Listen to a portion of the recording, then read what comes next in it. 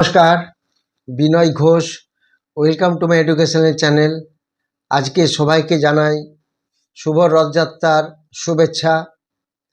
আজকে সকাল থেকেই মার্কেট বেশ ভালো পজিশনে ছিল, লাস্টের দিকে মার্কেট একটু সামান্য পড়লো, ধরে রাখতে পারেনি। যাই হোক, আজকে চারটি শেয়ার নিয়ে আমি আলোচনা করব।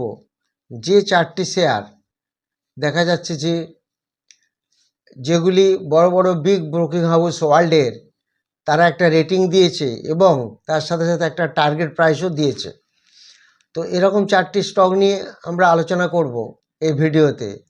তার মধ্যে একটি স্টক আছে 70% আপসাইডে টার্গেট দিয়েছে এবং আরও যেগুলি আছে 30-40% উপরে টার্গেট আছে, সেগুলো দেখলে বুঝতে পারবেন। এগুলি আমার কোনোটাই রেকমেন্ডেশন নয়। এই যে নিউজগুলি পেয়েছি, সেই নিউজগুলির উপর একটা just explanation from my educational channel, সেগুলি আপনাদেরকে শো করব এবং আগামী দিনে এই স্টকগুলির দিকে আমরা নজর রাখব। কেনা বেচার ব্যাপারটা টোটাল আপনাদের ব্যাপার, সেটা আপনারা দেখে নেবেন। আপনাদের যে অ্যাডভাইজার আছে তাদের সঙ্গে কনসাল্ট করে কেনা বেচা করবেন, এটা আমার কোনোটাই রেকমেন্ডেশন নয়। প্রথম যে শেয়ারটি আমরা দেখব, সেই শেয়ারটা হচ্ছে গ্রো। এটা তো নিশ্চয়ই আপনারা জানেন। এই গ্রো যে শেয়ারটি, এই গ্রোয়ের নাম আমরা প্রত্যেকেই জানি। কিছুদিন আগে এদের আইপিও এসেছে। এই গ্রোয়ের সম্বন্ধে একটা রেটিং এসেছে এবং একটা টার্গেট প্রাইসও এসেছে। সেই টার্গেট প্রাইসটা আমরা দেখে নেব, কত টার্গেট প্রাইস দিয়েছে গ্রোয়ের। এখানে দেখা যাচ্ছে গ্রোয়ের যে এখন দাম চলছে, তাতে করে জাস্ট 200 টাকার উপরে চলছে গ্রোয়ের দাম। 205 টাকা এরকম জায়গায় ক্লোজিং দিয়েছে আজকে। এই গ্রো শেয়ারটা যে রেটিং দিচ্ছে, এটা দেখা যাচ্ছে the market reaction followed সিটিজ latest review in which the brokerage maintain its buy rating and raised its target from price 255 from rupees 230। অর্থাৎ এখান থেকে আমরা কি বুঝলাম, আগে এর বাই রেটিং ছিল 230, টার্গেট প্রাইস ছিল। এখন যেটা বাই রেটিং দিচ্ছে সেটাকে দেখা যাচ্ছে 255 টার্গেট প্রাইস এসেছে 230 থেকে। এখানে ডিটেলস দেওয়া আছে, দেখে নেবেন। এবং কারা দিয়েছে? City group. সিটি গ্রুপ সম্বন্ধে আমরা সবাই জানি। এই সিটি গ্রুপ যে বড় ব্রোকিং হাউস, বড় বিগ হাউস, এরা একটা গ্রুপের উপর একটা বাই রেটিং দিল। এখন এটাকে বাই রেটিংয়ে রাখতে বলছে এবং টার্গেটটা 230 থেকে 250 নিয়ে এসছে। এটা হলো আমাদের ফার্স্ট শেয়ার, এটা গ্রো। এরপর যদি আমরা আরেকটি শেয়ার দেখি, সেটা হচ্ছে দেখাচ্ছে ইউনিয়ন ব্যাংক। ইউনিয়ন ব্যাংকের উপর একটা ভালো বাই রেটিং এসেছে। সেটা কে দিয়েছে সেটা আমরা দেখে নেব। ইউনিয়ন ব্যাংকে যেটা বাই রেটিং এসেছে, সেখানে আমরা দেখতে পাচ্ছি এখানে UBS on union bank. UBS একটি সংস্থা, আপনারা জানেন। এরা বলছে মেনটেন নিউট্রাল উইথ টিপি, টার্গেট প্রাইস ₹195। এই যে ইউনিয়ন ব্যাংক, এই ইউনিয়ন ব্যাংকের দাম কত চলছে? ইউনিয়ন ব্যাংকের দাম চলছে এখন 168। সেখান থেকে এরা রেটিং দিল 195। কারা রেটিংটা দিল? UBS company. ইউবিএস হচ্ছে একটা রিসার্চ হাউস ওয়ার্ল্ডের, আপনারা জানেন। সেই ইউবিএস কোম্পানি ইউনিয়ন ব্যাংকের উপর একটা রেটিং নিয়ে এলো, টার্গেট প্রাইস 195। তাহলে বুঝতে পারছেন, যেখানে চলছে ইউনিয়ন ব্যাংকের দামে 168, সেখান থেকে 195 টার্গেট দিয়েছে। এটা আমরা একটু খেয়াল রাখবো। এই ইউবিএসের যে রেটিংটা এসেছে সেটা একটু আমরা খেয়াল রাখবো। এটা গেল আমাদের সেকেন্ড স্টক। থার্ড স্টক আমরা দেখছি, সেটা দেখা যাচ্ছে এই থার্ড স্টক দেখাচ্ছে অ্যাঞ্জেল ওয়ান। অ্যাঞ্জেল ওয়ানের উপর একটা টার্গেট প্রাইস চেক করতে বলছে। এটা আমরা দেখতে পাচ্ছি যে এই অ্যাঞ্জেল ওয়ান শেয়ার, এই শেয়ারটার উপর একটা টার্গেট প্রাইস নিয়ে এসছে এবং সেটা বলছে চেক টার্গেট প্রাইস। তো সেটা আমরা একটু দেখে নিই, এই টার্গেট প্রাইস অ্যাঞ্জেল ওয়ানের কত এসেছে। এখন অ্যাঞ্জেল ওয়ানের দাম চলছে 334 মতো। সেখান থেকে অ্যাঞ্জেল ওয়ানের টার্গেট কীরকম আসছে আমরা একটু দেখে নিই। Angel one limited shares will be in focus on Thursday after Citi reaffirm its buy rating on the stock and maintain a target price of ₹380 per share। অর্থাৎ দেখা যাচ্ছে এখন যেখানে এর দাম চলছে অ্যাঞ্জেল ওয়ানে 334, সেখান থেকে 380 একটা টার্গেট প্রাইস নিয়ে এসছে কে, এই সিটি গ্রুপ। এই city group 380 rupees per share একটা টার্গেট প্রাইস নিয়ে এসছে অ্যাঞ্জেল ওয়ানে। এটি একটি ব্রোকিং হাউস নিশ্চয়ই আপনারা জানেন। এই যে নিউজগুলি এসেছে সেগুলি আপনাদের দেখালাম। আরেকটি শেয়ার আছে, সেই শেয়ারটির দাম মাত্র 20 টাকা। সেই 20 টাকার শেয়ারটা টার্গেট প্রাইস দিচ্ছে 34.50, অর্থাৎ 70% বেশি।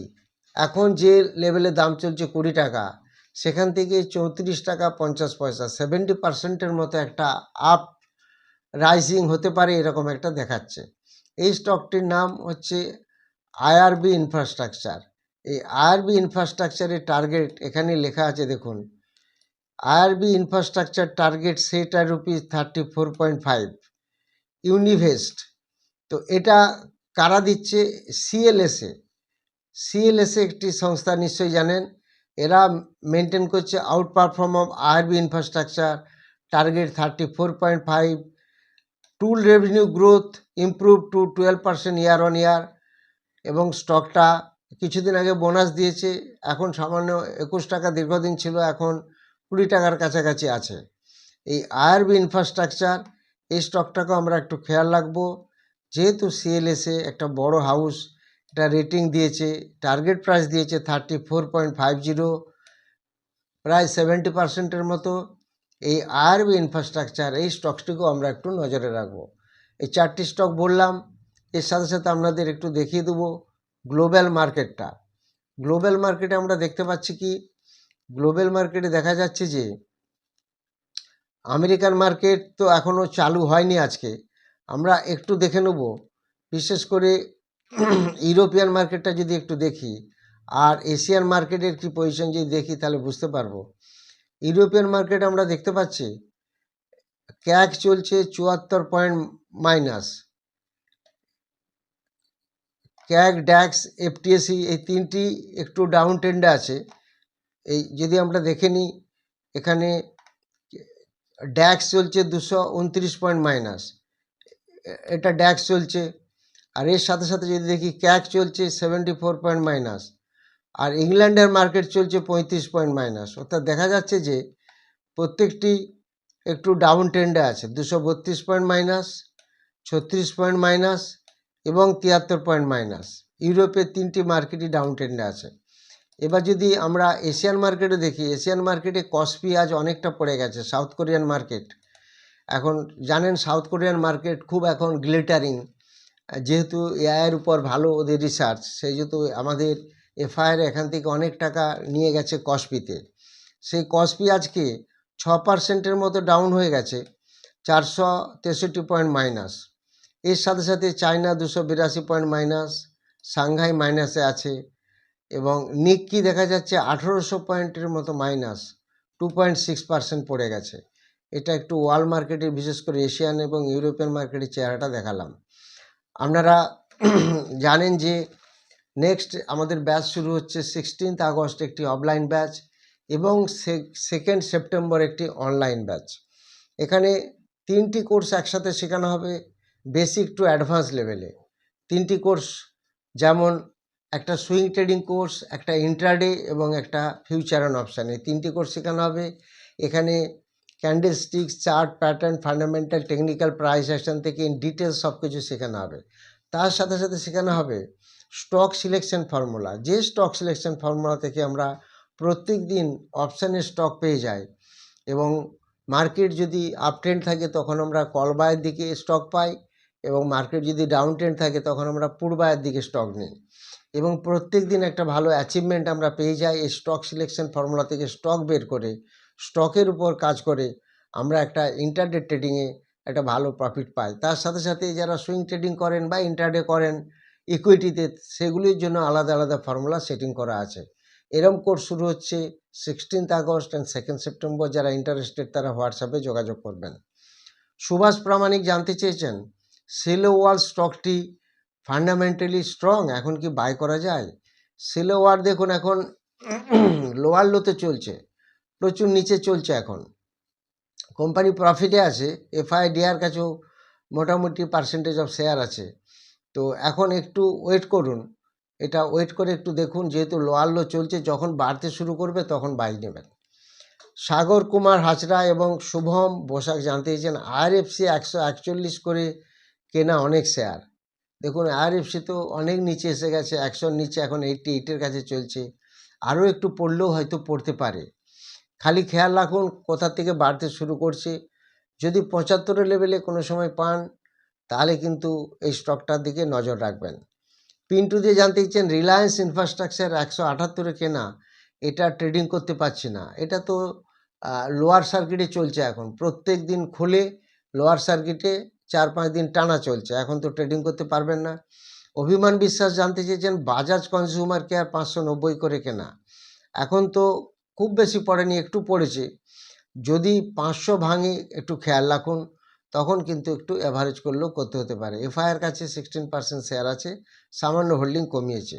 স্নেহা সরকার জানতে চেয়েছেন কেম ক্রুকস 90 করে কেনা, এখন তো এখানেই দাম চলছে, একটু খেয়াল রাখুন। 101-এ একটা রেজিস্ট্যান্স আছে। রেবা বিশ্বাস জানতে চেয়েছেন সিএমপি 129 করে কেনা, CMP mean what? Central mining planning, একটু দেখে নেবেন, পুরো নামটা লিখলে সুবিধা হবে, পরের ভিডিওতে বলে দেবো, পুরো নামটা একটু লিখে দেবেন। সুভাষ মণ্ডল জানতে চান রিলায়েন্স ইন্ডাস্ট্রি স্টকটা লং টার্মে ভালো হবে। এটা তো নিফটি 50-র একটা হাই গ্রেডের স্টক এবং একটা ভালো ওয়েটেজের স্টক, এটা আগামী দিনে ভালো হবে, খারাপ হবে না। সুদীপ্ত বিশ্বাস জানতে চান এফটিআর সম্বন্ধে, এটা অ্যাকচুয়ালি আগের ভিডিওতে বলে দিয়েছি, 14 তারিখে যে ভিডিওটা একটু দেখে নেবেন। গোপাল ভট্টাচার্য জানতে চান TMPV, that is Tata motor passenger vehicle 350 করে 50 কি কেনা যাবে? অ্যাকচুয়ালি দেখুন, টাটা মোটর প্যাসেঞ্জার ভেহিকেলস 332 একটা সাপোর্ট লেভেল আছে, এই লেভেলটা একটু খেয়াল রাখুন। প্রবীর রায় জানতে চেয়েছেন আদানি এনার্জি সলিউশন কত হলে বাই করা যাবে? এটা তো অনেক বেড়ে গেছে বা ওভার বটে চলছে, যদি 1500 ভাঙে তখন একটু খেয়াল রাখুন। ইমন শাহ জানতে চেয়েছেন হনাসা স্টকটি রেজিস্ট্যান্স কত? 508। সৌভিক মাইতি জানতে চেয়েছেন প্যারাকেবিল 74 করে কেনা, এখন জাস্ট ওর থেকে একটু নিচে চলছে, ওয়েট করুন, বাড়বে। বিক্রম রায় জানতে চেয়েছেন ডেলিভারি লিমিটেড টার্গেট কত হতে পারে 3 মাসে? এর রেজিস্ট্যান্স লেভেল আছে 524। দীনবন্ধু কোনা জানতে চেয়েছেন কোফওয়ার্জ 1523 করে কেনা, কোফওয়ার্জ তো এখন তো ওই জায়গাতেই চলছে, একটু ওর থেকে বেশি দাম চলছে, তো এর একটা রেজিস্ট্যান্স লেভেল আছে 1662। রবিচন্দ্র জানতে চান হিন্দুস্তান জিঙ্কের এন্ট্রি প্রাইস কত হতে পারে? 503। রাজেশ দেবনাথ জানতে চান ভিএসটি ইন্ডাস্ট্রির স্টকটা কি ভালো, বাই করা যেতে পারে? অ্যাকচুয়ালি দেখুন ভিএসটি ইন্ডাস্ট্রির স্টকটা খারাপ না, ফান্ডামেন্টালিও ভালোই আছে, প্রফিটও আছে কোম্পানি, এবং একজন বড় ইনভেস্টার 3% মতো শেয়ার ধরে রেখেছেন, তো ভিএসটি ইন্ডাস্ট্রিজ খারাপ না, একটু খেয়াল রাখুন। শিবু দাস জানতে চেয়েছেন কিউপির কততে এন্ট্রি নেব? 190-র কাছাকাছি যদি পান। দীপক কুমার মণ্ডল জানতে চেয়েছেন ট্রেন্ড অ্যাভারেজ করা যাবে?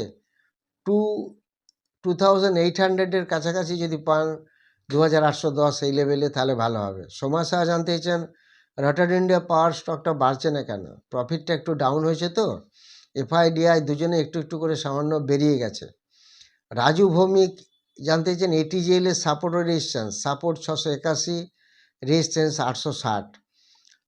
শুভদীপ গোস্বামী জানতে চেয়েছেন বিডিএল এখন কি বাই করা যেতে পারে?